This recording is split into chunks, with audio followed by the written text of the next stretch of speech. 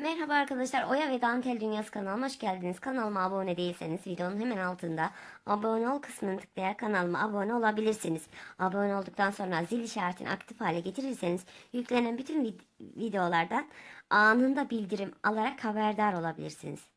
Bu videomuzda boyanın yapım aşamalarını anlatacağım. Ben isimleri unuttuğum için bugünkü isimleri not ettim arkadaşlar. İlk önce Gülay Hanım'ın oyasını anlattık bir önceki videoda.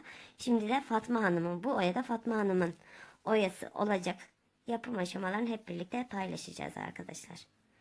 Şimdi ilk önce işimize başlarken yazmamızın tığ battısını yaptıktan sonra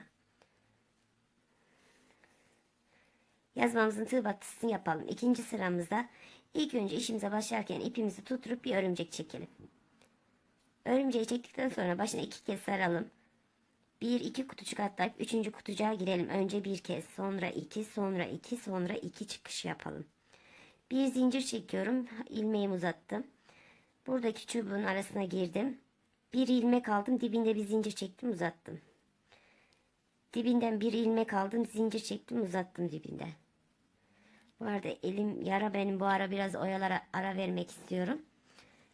Yoksa kapanmıyor arkadaşlar, sürekli batıyor. Şimdi 3 tane oldu. Yine ilmek aldım. Dibinde bir zincir çektim, uzattım. Bu işlemi 10 kez yapıyorum. Dibinde ilmek alıyorum. Dibinde zincir çekip uzatıyorum. 5 ilmek aldım. Dibinde zincir çektim, uzattım. 6 dibinde ilmek aldım. Dibinde zincir çektim, uzattım. 7 8 9 10. Şimdi hepsi, şu ipi tutuyorum öncelikle hanımlar. Aynı fıstık kapatır gibi lifte. Şöyle içinden geçiyorum hepsini. Sonra o tuttuğum yerden geçip bırakıyorum. Şöyle sıkılayıp kapatıyorum hanımlar. Şimdi 1, 2, tığım çıktı.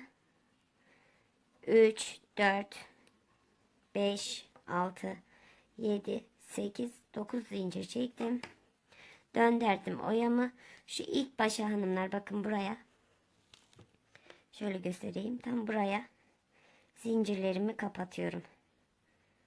9 zincirimi. Sık iğne ile kapadım. Bir zincir çektim, döndüm. Şimdi bu yapmış olduğumuz, kapattığımız zincire sık iğne yapacağım. 9 tane. 1 2 3 4 5 6 7 8 ve 9. Şimdi hanımlar bakın. Şu tepeye 10. sık iğnemi girip tepeye yapıyoruz ki hem yaprağımız da sabitlenmiş oluyor o zaman. Şuradan tepeden girdim. 10. sık iğneyi de öyle yaptım, bakın. Şimdi ne yapıyorum? Örümcek çekiyorum. Aşağıdan 1-2 kutucuk sayıp 3. kutucuğa örümceğimi kapatıyorum. Örümcek çekiyorum. Tekrar başına 2 kez sarıyorum. 1-2 kutucuk atlayıp 3. kutucuğa giriyorum. Önce bir kez, sonra 2, sonra 2, sonra 2 çıkış yapıyorum. Şimdi bunun aynısını yapacağız yine. Bir tane zincir çektim, ilmeğimi uzattım. Bu çıkmış olduğum çubuğun arasından girdim. Bir ilmek aldım, dibinde bir zincir çektim, uzattım. 2. Bir ilmek aldım, dibinde bir zincir çekip sıkıladım, uzattım. 3. Dibinde ilmeğim dibinden zincir çekip uzatıyorum. 4. 5. 6. 7. İlmek alıyoruz, dibinde zincir çekiyoruz, ilmeğin uzatıyoruz. 8. 9. 10. Şimdi bunlar, şu ipimi tutuyorum hanımlar. Hepsini birden çekiyorum. İçinden son tuttuğum ipin arasından tığımı girdirip bırakıyorum. Şöyle sıkıyorum çekerek.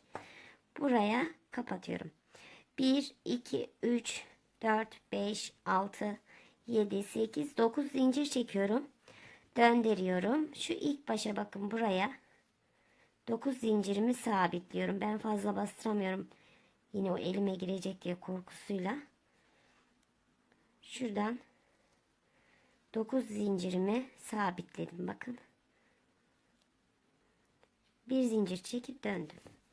Düz yüzüne döndük. Şimdi burayı 9 tane sık iğnesi yapıyoruz o zincirimizi. 1 2 3 4 5 6 7 8 9.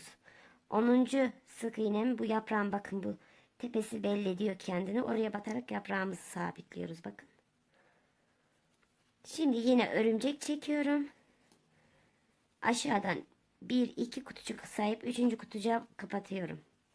Tekrar örümcek çekip başına 2 kez sarıp 1 2 kutucuk atlayıp 3. kutucuğa geçip önce bir kez sonra 2 sonra 2 çıkış yaparak yine bu yaprak işlemini yapıyoruz. Üst kısmına geçelim. Evet hanımlar, üst kısmını nasıl yapıyoruz? Üst kısmını buradaki tepedeki ilk sık iğnemize bakın. Yazmamıza bulan renklerimizi alalım. İlk sık iğnemize ipimizi girelim. Oraya bir sabitleyelim. İlk sık iğneme sabitliyorum. 2 zincir çektim. Başına bir kez doladım. Yandaki sık iğneye batıyorum. Bütün sık iğnelerin tepesine batacağız şimdi hanımlar. Hemen yandakine batıyorum ben de. Batacağım. Evet. Başına bir kez doladım. 2 kere de çıkıyorum. Bakın 1 2. 1 2 3 zincir çektim. Bu çıkmış olduğum aradan girdim. Buraya pimpirik yaptım. Başına bir kez doladım. Diğer sık iğnemin tepesine battım. 1 2 kere de çıktım. 1 2 3 zincir çektim. Çektim. Aradan girdim. Kapadım. Pimpirik yaptım. Başına bir kez doladım. Diğer sık iğneme battım. 1 2 2 kere de çıktım. 1 2 3 zincir çektim. Aradan girdim. Kapadım. Başına bir kez doladım. Bir diğer sık iğneme batıyorum. 2 kere de çıktım. 1 2 3 zincir çektim. Aradan battım. Pimpirik yaptım. Başına bir kez doladım. Bir diğer sık iğneme battım. 1 2 kere de çıktım. 3 zincir çektim. Aradan battım. Başına bir kez doladım. Bir diğer sık iğneme batıyorum.